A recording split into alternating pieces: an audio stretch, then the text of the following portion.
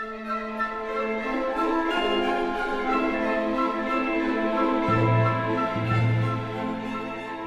everyone, this is the Final Bossman, and on today's episode, it's the 2014 Spooky Halloween Spectertacular!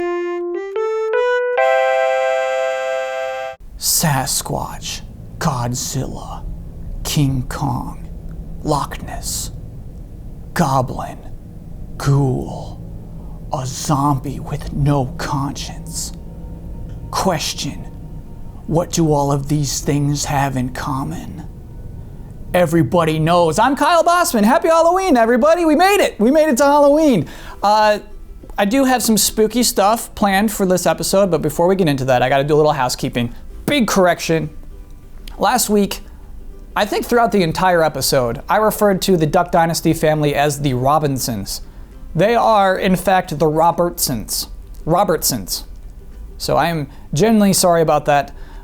Fun fact though, for our younger viewers, the Robinsons is actually the name of a family in a classic Disney film, Meet the Robinsons.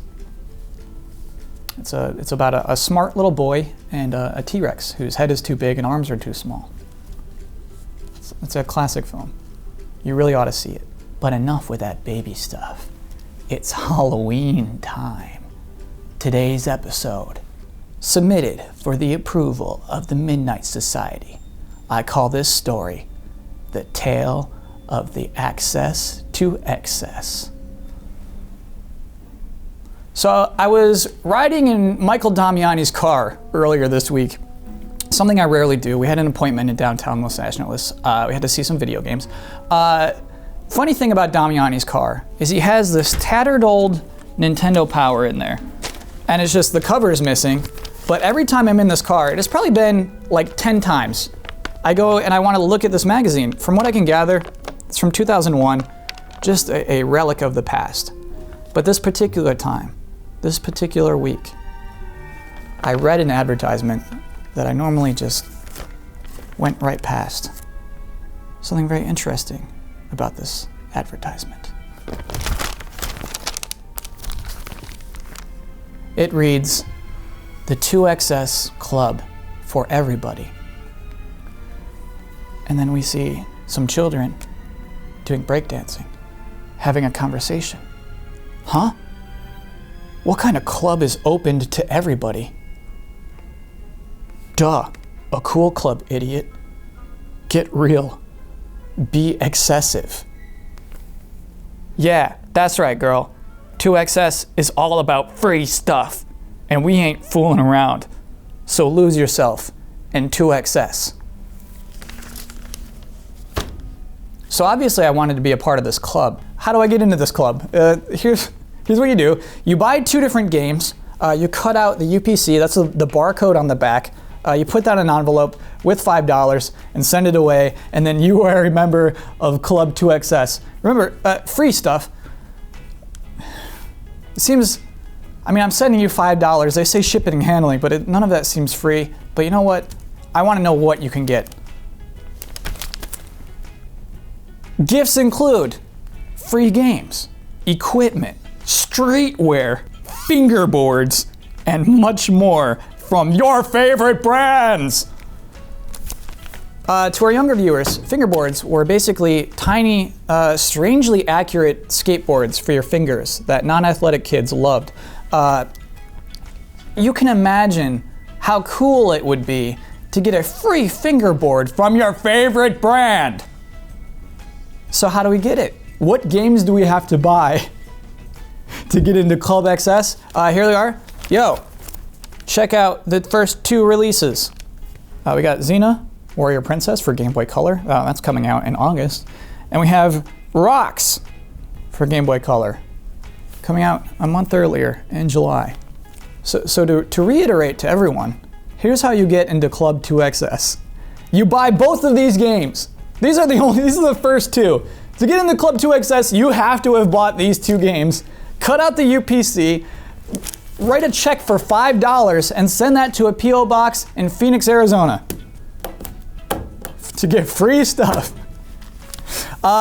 you know me, you know this drives me crazy. I wanted to know more about 2XS, or like what are the prizes specifically.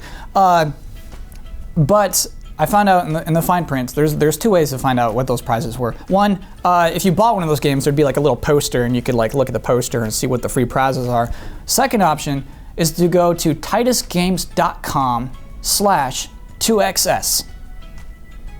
A little history about Titus. That company closed in 2005, 4 years after 2XS. That website is gone.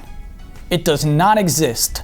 Not only that, if you Google 2XS and club, you will get 0 results referring to Club 2XS.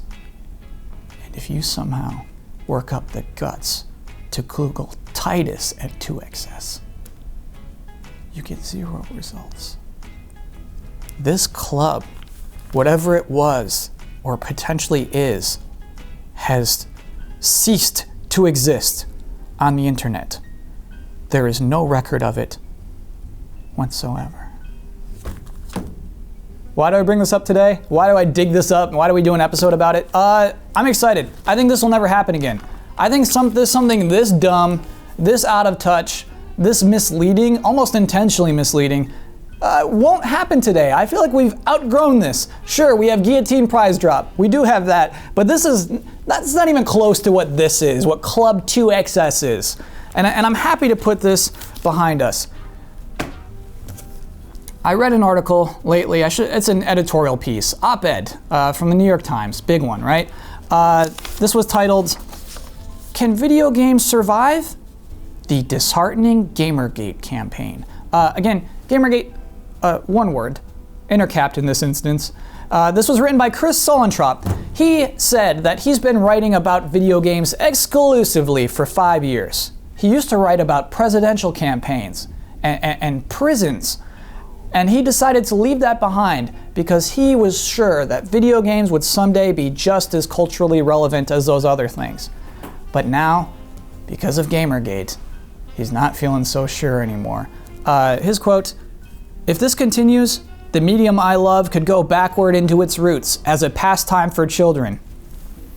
Instead of being a mainstream form of entertainment, it could end up being something like comic books." And he goes on about what that means.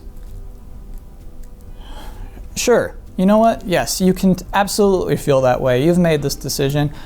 Essentially, Solentrop's afraid that 2XS is going to get back in our magazines because of Gamergate. Because of all of this, we're going to recede and we're going to go back into what that was. His final sentence, "And to the notion that a cultured person ought to have an informed opinion on Gone Home or Grand Theft Auto as much as Death of Klinghoffer or Game of Thrones.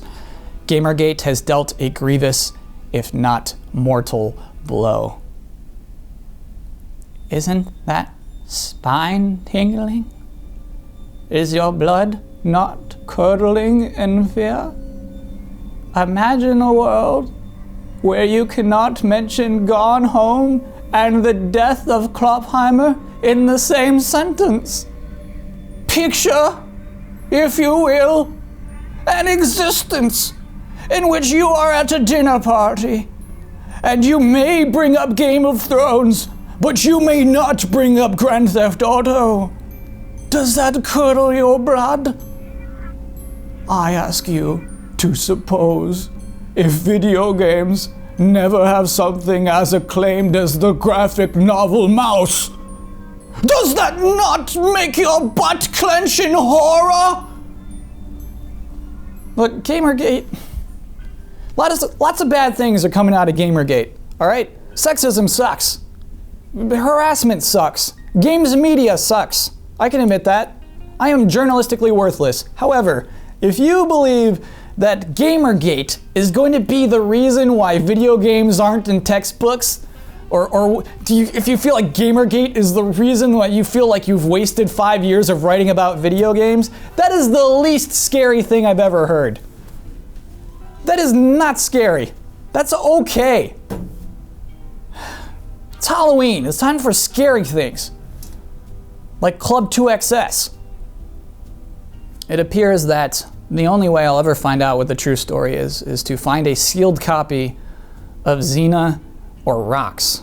So I guess that's where that story ends. Or so you would think.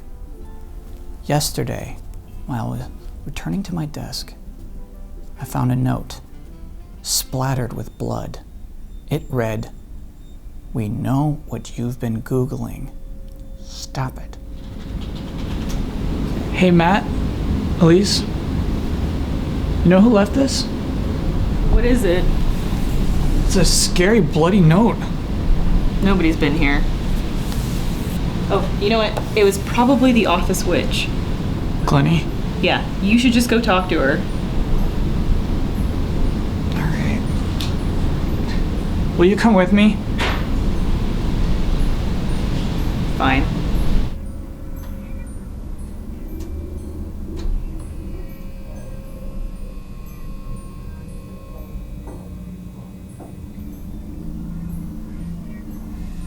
So what you're saying is Club 2XS was created by a small group of witches who wanted to lure in feeble-minded children so they could eat them?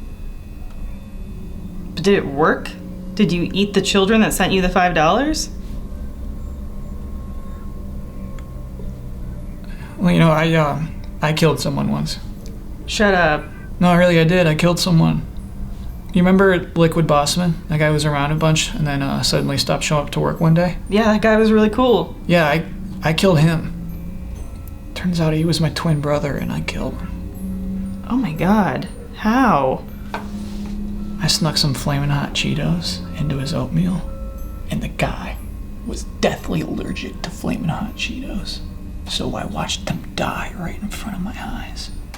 You poisoned him with flaming hot Cheetos? What's even in flaming hot Cheetos? I don't know, regular Cheeto stuff. But he was definitely deathly allergic to it. Who told you he was allergic to flaming hot Cheetos? Someone I trust more than anybody, alright? How did that make you feel? Haunted. I probably think about that moment like most of every day. And I feel awesome. Like I finally did something right for once. Yeah. I'd better get back to work. I have like this new scrumbrous trick I'm working on. What's the scrumbrous trick? You don't need to know.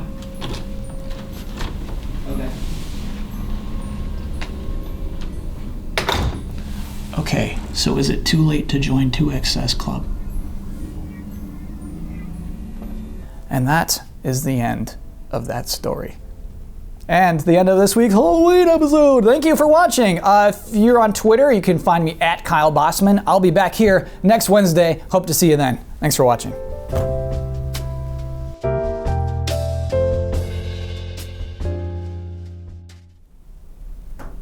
Okay, buddy. You win. I gotta know for sure. Is it true? Was he deathly allergic to flaming hot Cheetos?